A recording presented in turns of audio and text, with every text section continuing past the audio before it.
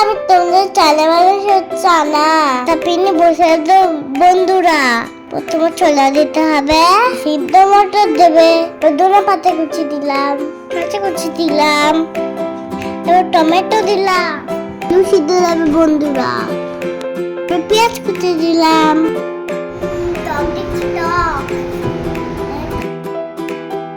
এসব মশলা দিলাম বন্ধুরা, দিলাম লবণ, চেপে চেপে লেবু রস দেবে, তো মাখাই মাখাই মাখাই মাখাই মাখাই মাখাই মাখাই। বন্ধুরা কমেন্টে জানে কিন্তু কেমন হলো, তার মধ্যে এবার টেস্ট করে দেখি এবার কেমন হচ্ছে।